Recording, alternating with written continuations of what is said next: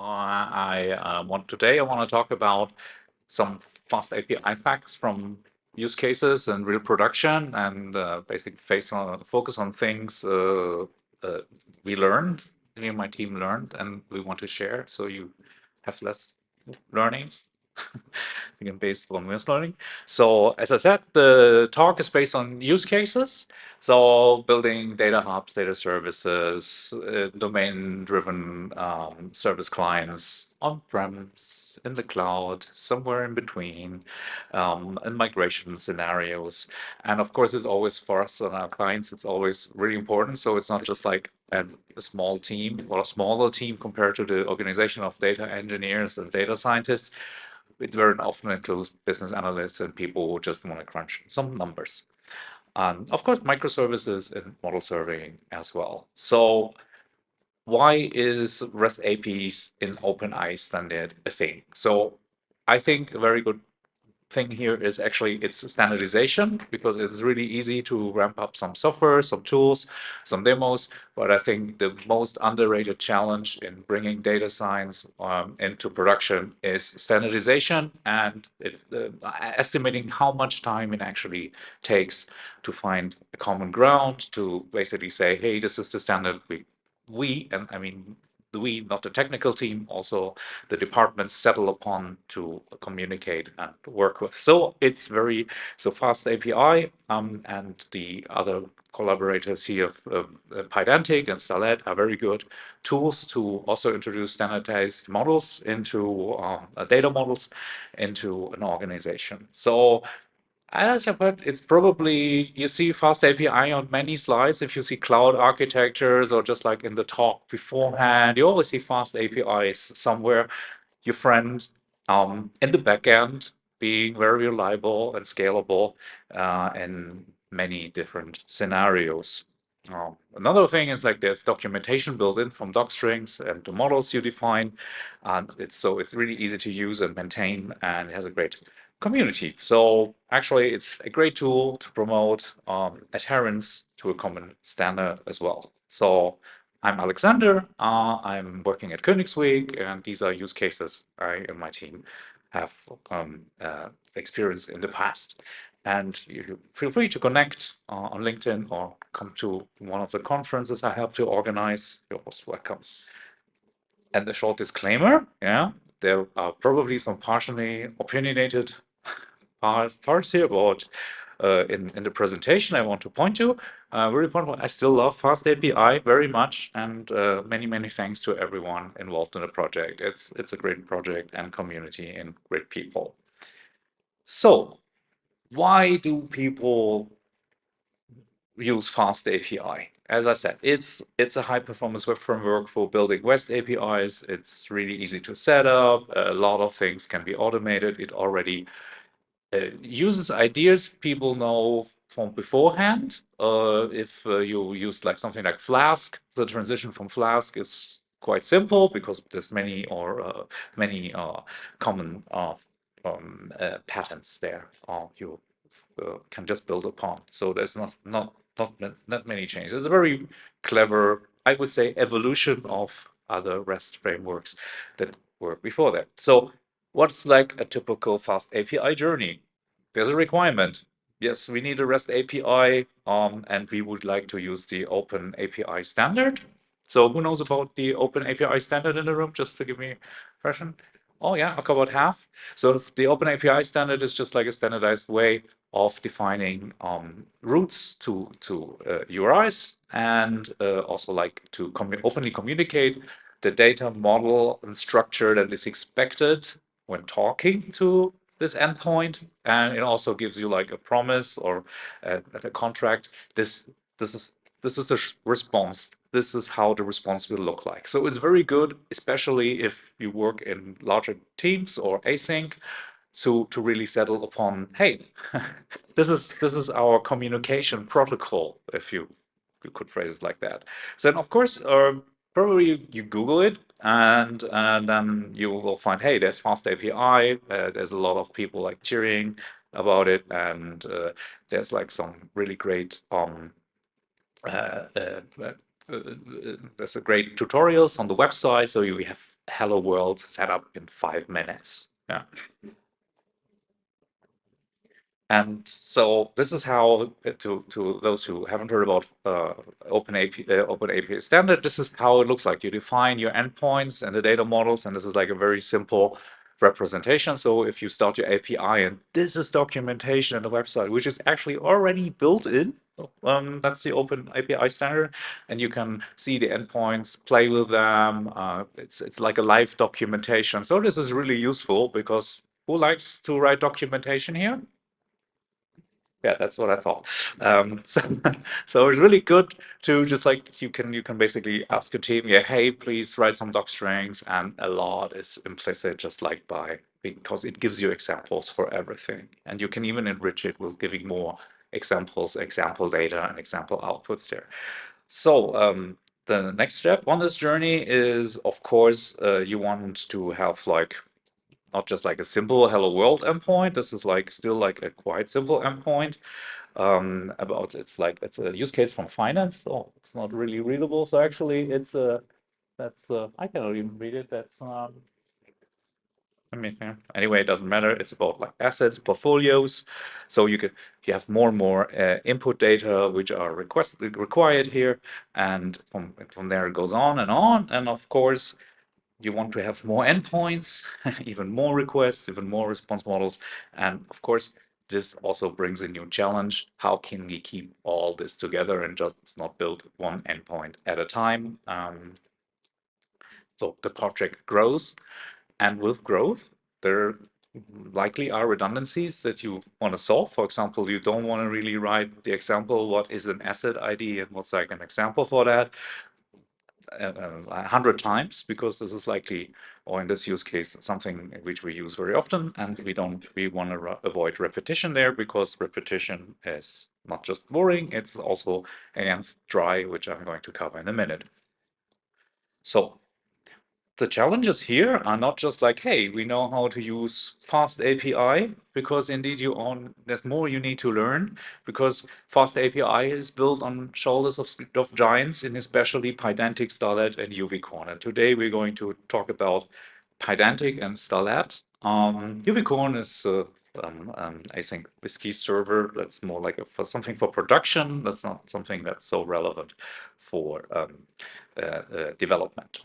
So there's another challenge here, because FastAPI is a wrapper around Pydantic. You making heavy use of Starlet for communication, middleware, and everything. It's basically the pandas of REST APIs, because pandas is built upon NumPy, matplotlib. Like, it's a similar approach here, and one challenge here is the design is everything is solved by another layer of abstraction. So it's not very obvious all the time which library is currently responsible for doing things. And of course, we want sustainable design of endpoints. We want to have like consistent data models across many, many endpoints. That's a challenge, but that's more like a lot of meetings, documentation, and for example, in one use case, the clients, the departments discovered they have two different models, or like internal definitions what a portfolio is. So we could just say, hey, please settle it between yourselves, or we just want to implement one portfolio model. There's also probably too many ways to solve things. That can also be a challenge. And of course, also like something like understanding async await, because it's an asynchronous framework, which is great because you can handle many, many requests from outside, have parallelized processing, but probably you are not aware that if you make a database call, this is not an async call you want to make, this is actually a synchronous call defined. And this is something which is really helpful to know upfront, because some of these parts are just counterintuitive. And yeah, want to establish an organization-wide standard, because we always look forward to build for our clients midterm and long-running projects and solutions. So So we cannot just leave after 6 months and said, hey, good luck. So basically, we always have to also deal with this stuff longer. So it's also in our best interest and the organization interest to establish a good standard. And also dry Pydantic models. So Pydantic you build to define how the data structure is to be like for response and request models. And you need also like a data architect involved there. So, hey, what's the structure? What's a good structure? What is the validation requirements? And so on and so on. And how can you also like build like a huge set of multiple, I was called like Lego parts of Pydantic. You can also combine to big, larger models. So the summary about this talk. It's not the end of the talk, don't worry. So, so Pydantic, like FastAPI is built on the shoulders of giants, part 1 and 2. There's great tutorials, but this is documentation. This is more like a rant, but I also have an update to announce here. And also don't repeat yourself with Pydantic. So if you haven't heard about dry, which I mentioned before, actually dry stands for don't repeat yourself. So always build software and documentation and everything. So if there's a change, there's only one single point where you basically need to update to make the change or fix the bug. Everything else will fail, I promise. No matter how much effort you put in it, it will always fail. So it is a very good practice. So first, Pydantic. Who knows Pydantic already? Oh, half. So okay, there's a lot of yeah, Pydantic. So Pydantic, in short, we below on the top we see how we define an endpoint on our REST API. So it's something we probably have seen from Flask before. Add app. You say okay, asset, and the response model is asset here, and then you just make a call somewhere and get data back. And below we see how the Pydantic class is defined. So actually, it's like a data class from Python. Who knows data classes in Python? Yes. Okay. There's definitely many people in the room who should learn about data classes. Now here, so data classes is just like a specialized class of Python, and the model in Pydantic is very similar. So we basically put all the attributes on class top class level, and we don't use dunder init here as if we build other classes. Usually, if you put work define classes in Python like this would be like inherited to all your children, but or instances specifically. But this data classes are just like useful containers to store data and attributes. And they also feature like dot notation, which is of course very handy for the yeah programming production use application in data science projects. So we just have a class asset ID. The base model is coming from Pydantic. This is just like something we inherit from Pydantic. And then we just say, okay, attribute asset ID. It's a field. Example is actually an example value. We can also see, probably we can't see it because it's too small, but you could see it if it was a bit bigger there. You could see like, hey, this is the example and so on and so on. So you have everything together in code, and you don't really have to worry about writing documentation somewhere else. And of course, asset name, which is, I think, pretty self-explanatory, and the currency code, which is like the same. And you see there's like an example and there's a description, whether we use like a 2-digit, 3-digit ISO code and some validation stuff. So when we use it to define the requests, so what is acceptable, how do you can you talk to the endpoints, and the response model basically communicates upfront, okay, this is going to be our response, how our response looks like. And a big misunderstanding in Pydantic is very often it's referred to as a data validator, which is actually, and this is just a screenshot from the documentation, which is not correct. You can use it also for data validation, but actually it's a data parser. So if you think about, like, you get an URI, and sometimes you, or very often, you can have also attributes or parameters in URL, like product ID, and the ID could just be a number, and you take the ID from the URL. The URL is of course a string, but ID likely can be an integer, and Pydantic does all the heavy lifting for you.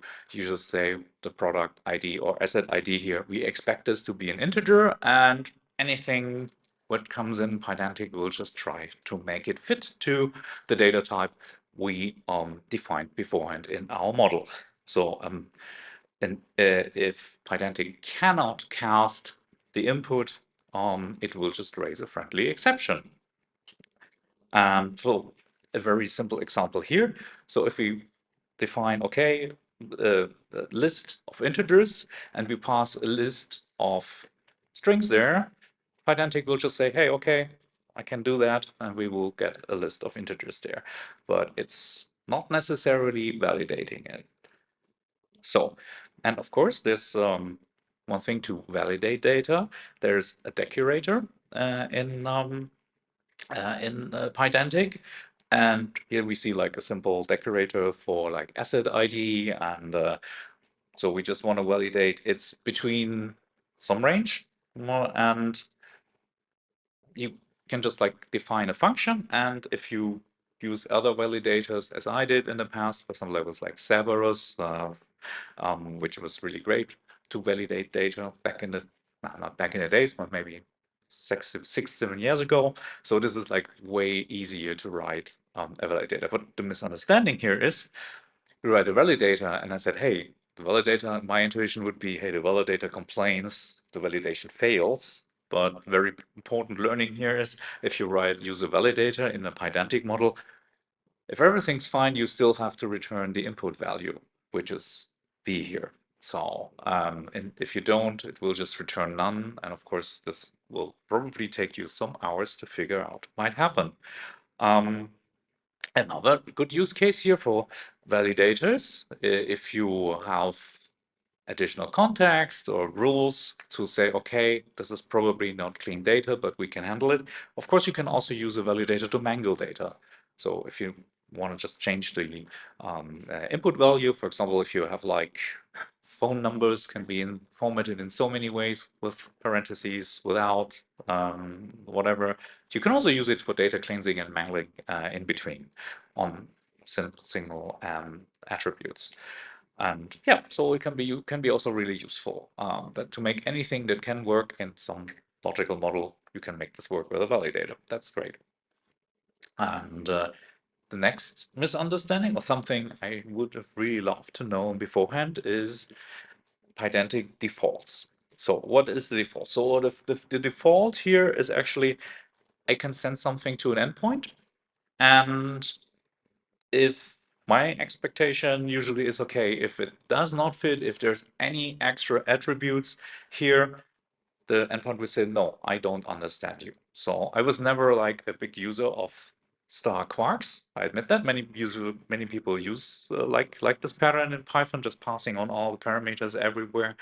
Many machine learning libraries do that as well, for good reason as well. But actually, I'm like to be more explicit about everything because it can avoid a lot of misunderstandings. For example, in our use case, we use this for a backend service for portfolio optimization, and there's a front end, and the front end designer, there was some he wanted to give some extra context and add extra data, and he did his job. Everything went fine in React and his tests. He tested it also against the backend. Everything worked well, and I said, hey, cool, let's close the user story. What actually happened here was nobody cared to update the backend. So we got some additional attributes there, and the default setting is actually, oh, everything I don't know, I'll just ignore, which can be fine. But I think especially if multiple services work together, I'm really a big friend of very strict protocols. So actually, it's my best advice here is to set extra to forbid. So anything, any attribute which we send as a JSON to the endpoint or so, which is not known, we just say no, and please come back with the right protocol. It's also really useful if there's just like a typo. I mean, it could be just like a simple typo in some attribute and it would just be ignored. And if you imagine you have some SQL running in the background, in the backend, and you have multiple parameters you also pass on onto your SQL query. If one is missing, the SQL query still might work well, but you have a totally completely different result. Just like forget if you say, okay, you want to do a time range, you have a typo in the end date, and basically the time period you're looking for might be totally different, especially if there's some aggregation in the back end, and you probably won't notice. So my best advice is to use extra for bit, and you don't have to do this on every data model, or every Pydantic model. You can also, what we just did one base class for the whole project. So we did a new class for just like for the project, it inherited from base class, and so and there we decided to put class in class config extra for bit, and then we just inherited from this class everything else, every other data model. So we could say we could still allow it if we wanted to, but the best design decision was just to forbid it. And if you want to learn more about Pydantic, the creator of Pydantic is around tomorrow, so go to Samuel's talk tomorrow.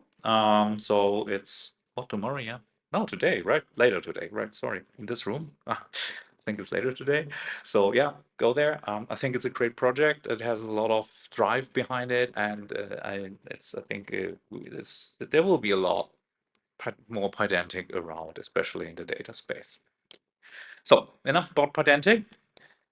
There's Starlet. And actually, what is Starlet? So Starlet is actually the web framework underneath FastAPI. It does all the processing, handling of the WebSocket, everything. Like the whole, it's basically all the communication stuff is handled by Starlet, which is also like a really great project. And we can use it, for example, to build middleware for logging or other things, and startup events, close events, and yeah, and for example, like here, our use case was we have a data hub, and we also want to build our own library as a domain-driven client. So who knows about domain-driven design? Okay. Yeah, so domain-driven design is, you see it here, like client portfolio benchmark that's domain-driven design. This is something domain-driven design. You basically try also to build the code base, or like everything you interact, like you say, okay, this is like the client is the connector to the data hub.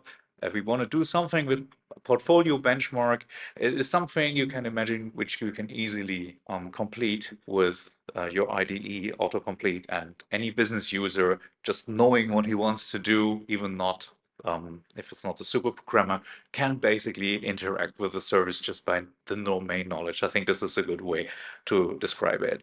And so, of course, our question was, how can we build this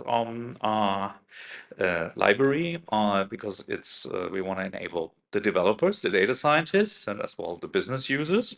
And we looked into, so this is basically the architecture behind it. So we have like just a simple method call, the data client as a library, and then we communicate to the one or multiple endpoints. That's it's not limited to one endpoint.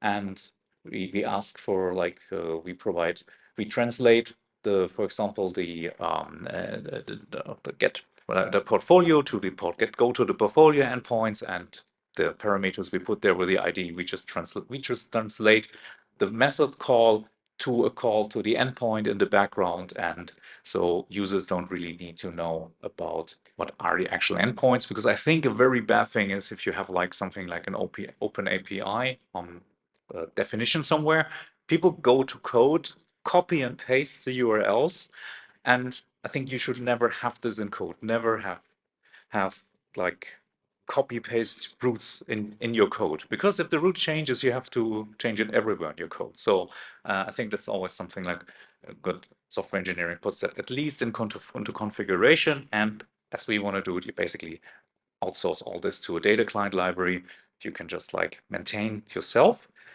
And our use case was, how can we actually build it?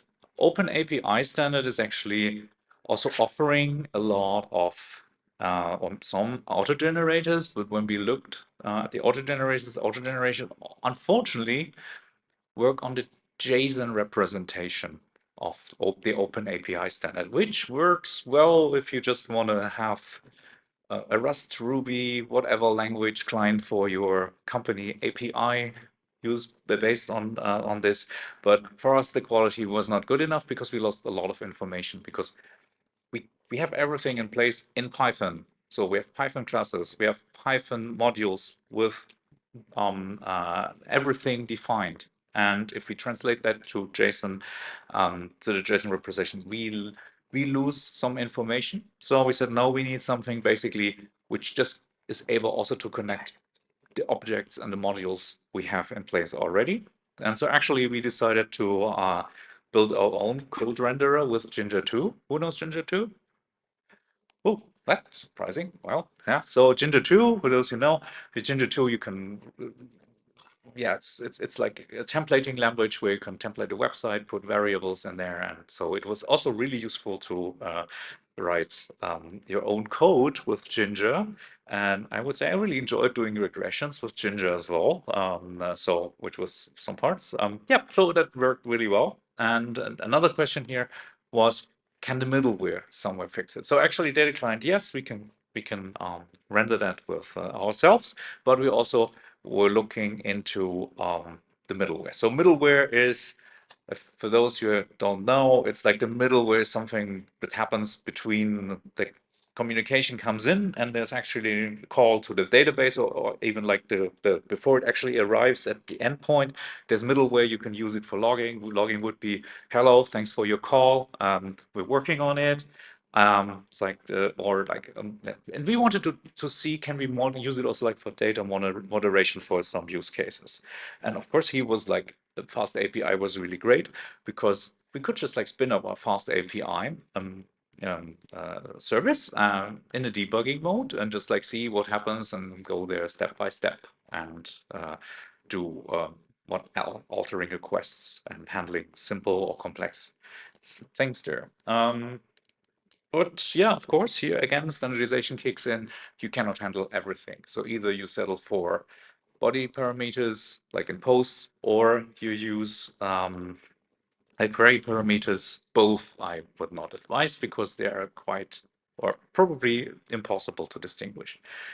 So that, but this, while we were working on the middleware, we were in a debugger a lot, and we actually quite got lost because we never knew actually which library is now really responsible. And even if we knew, because you can just like look at the path, we never knew, okay, what is actually happening here?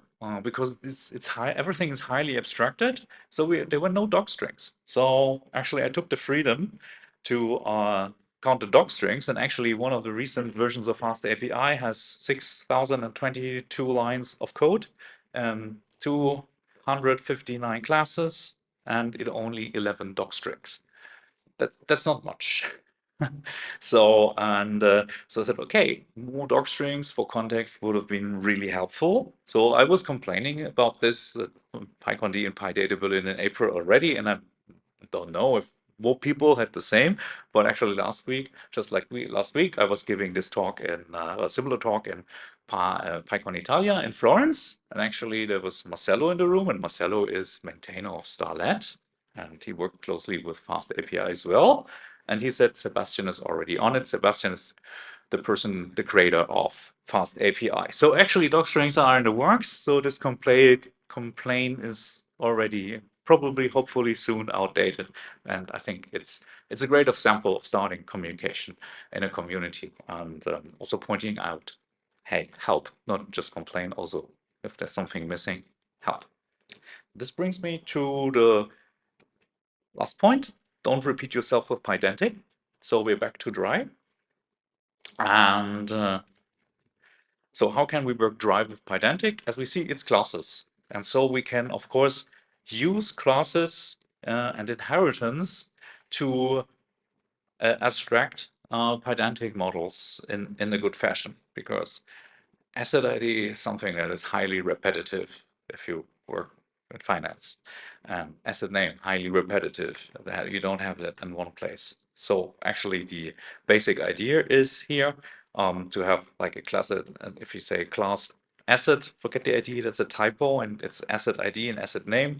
You can also just like use inheritance and composition and build it out of just like two models, like asset ID, just having asset ID there and an asset name, and you can just like inherit from both. Where's that?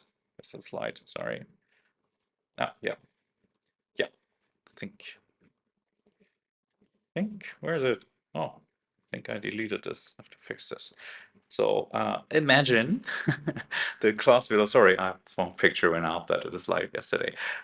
So the inheritance would be we build one new data class, use the asset ID model from below, and asset should be just asset with the asset name from below, and we would just create a new a class inheriting from asset ID and asset, and this would give us a new class with asset ID and asset name, just like from the parent class. So it's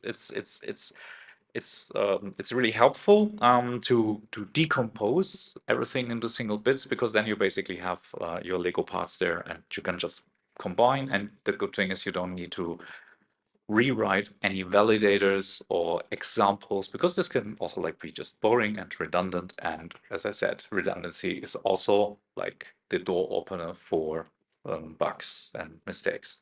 And so this brings me to the last point, which is like the danger zone in inheritance. Of course, if you use a validator, use star will validate any attribute here. And if you inherit from that, of course, the children classes will also inherit the validator, just like a little pointer, because this can have also like some funny things. So think, yeah, that. So as I said, there's 5 things we love about FastAPI. It's really accessible. We are introspection. It's really easy to debug, even if you have something that is kind of weird and not really intuitive to understand. Just use a debugger and see what happens. You can also use it to dynamically create routers. It's also like great for testing. Of course, also Pydantic. You can create Pydantic models also automatically, and that's like super cool for edge test cases. You can have custom handling of validators for error handling, and I think it's really useful, especially also like in the data space, to see, hey, what's actually the validation error? Okay, you basically know data. Like the data format was not right or whatever. You can easily add middleware, which can be logging or context IDs, for example, and probably also like 5 more things. And I think, yeah, thanks for listening to my talk. And now, a question.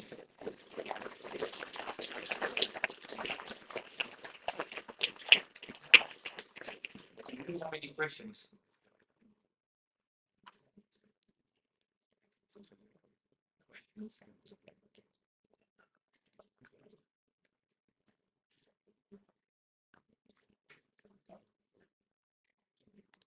Thank you. Thank you for your talk. I was wondering if Pydantic has any kind of integrations with ORM libraries like C#. It looks very similar in terms of the way that they're structured. Yes. Like there's also, even for FastAPI, there's an ORM wrapper. Yes. And then, so with your dry principle, you would end up repeating the classes once in Pydantic, once in C#. To be honest, we never use the ORM wrappers, because usually we face fighting or getting rid of sort of procedures in this context. So we're trying to decouple the data sources more or less. So I cannot really have like a real opinion about how ORMs are useful, but I know there's ORM support in FastAPI and Pydantic. Thank you.